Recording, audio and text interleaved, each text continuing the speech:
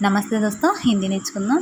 30 days spoken Hindi full కోర్సులో day 3 class introducing your self 100 words 15 sentences నేర్చుకుందాం.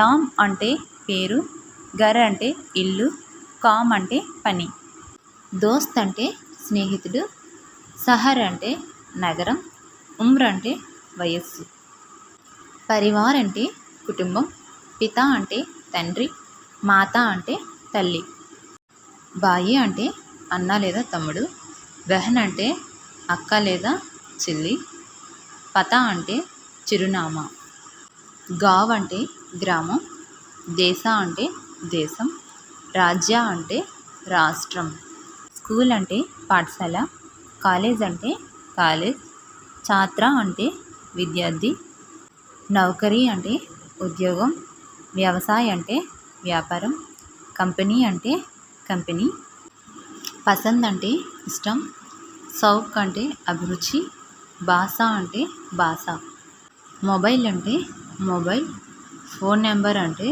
Phone number, email అంటే email, జన్మదిన్ అంటే పుట్టినరోజు, వివాహిత్ అంటే వివాహితుడు అంటే మ్యారేజ్ అయినతను, అవివాహిత్ అంటే అవివాహితుడు అంటే మ్యారేజ్ కాని అతను, రుచి అంటే ఆసక్తి, ఖేల్ అంటే ఆట, సంగీత్ అంటే సంగీతం, కితాబ్ అంటే పుస్తకం, ఫిల్మ్ అంటే సినిమా, లక్ష్య అంటే లక్ష్యం, అనుభవ్ అంటే అనుభవం, కౌశల్ అంటే నైపుణ్యం, తాకత్ అంటే బలం, కమ్జరీ అంటే బలహీనత, సప్న అంటే కళ, భవిష్య అంటే భవిష్యత్, జిమ్మెదారీ అంటే బాధ్యత, సమయ్ అంటే సమయం, మెహనత్ అంటే కష్టం, సఫలత అంటే విజయం, ఆత్మవిశ్వాస్ అంటే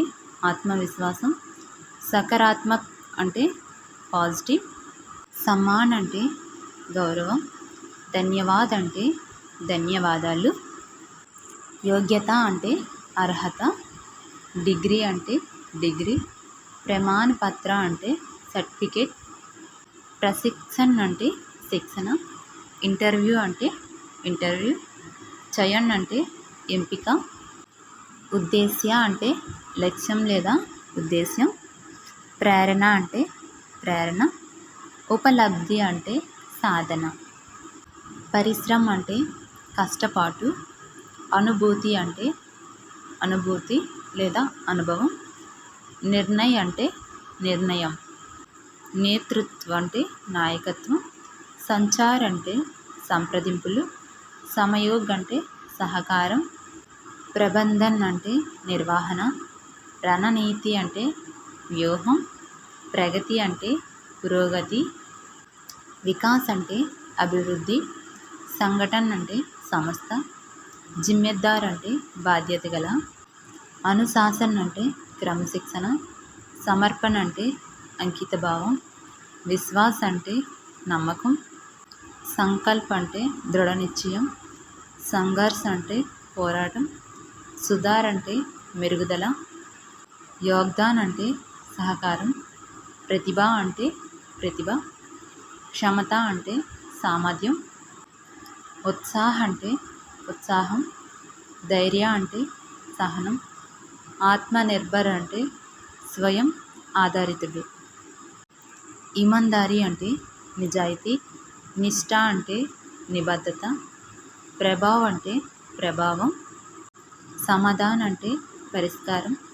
ప్రస్తుతి అంటే ప్రజెంటేషన్, ఆత్మసమ్మాన్ అంటే ఆత్మగౌరవం, ప్రాథమికత అంటే ప్రాధాన్యత, అనుభవి అంటే అనుభవం ఉన్న, సక్షం అంటే సమర్థుడు, సకారాత్మకత అంటే పాజిటివిటీ, పరివర్తన్ అంటే మార్పు, నవాచార్ అంటే ఆవిష్కరణ, ప్రతిస్పర్ధ అంటే పోటీ, ఉత్కృష్టత అంటే అత్యుత్తమత, ప్రేరిత్ అంటే ప్రేరేపిత, ఆత్మవిశ్వాసి అంటే ఆత్మవిశ్వాసం గల, సఫల్ అంటే విజయవంతమైన.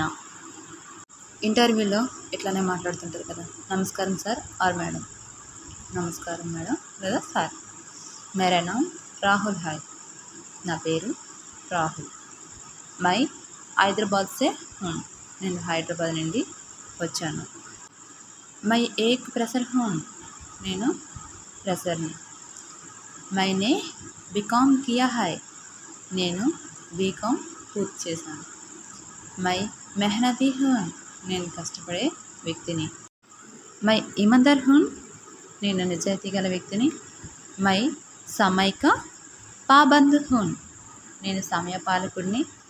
మై జల్దీ సీఖ్తా హూँ. నేను త్వరగా నేర్చుకుంటాను. Mary తాకత్ సకారాత్మక్ సోచ్ high. నా బలం పాజిటివ్ ఆలోచన. మై దబావ్ మే కామ్ కర్ సక్తా హూँ. నేను ఒత్తిడిలో కూడా పని చేయగలను. మై లక్ష్య పర్ ధ్యాన్ దేతా హూँ. నేను లక్ష్యంపై దృష్టి పెడతాను. ధన్యవాద్ సార్ ఆర్ మేడం. ధన్యవాదాలు సార్ లేదా మేడం. ఆప్కా దిన్ శుభ్ హో. మీ రోజు శుభంగా ఉండాలి. ఫ్రెండ్స్, మీకు ఈ వీడియో నచ్చినట్లయితే హైప్ అవ్వండి. మీకు ఏ టైప్ వీడియోలు కావాలన్నది కామెంట్ బాక్స్లో పిన్ చేయండి.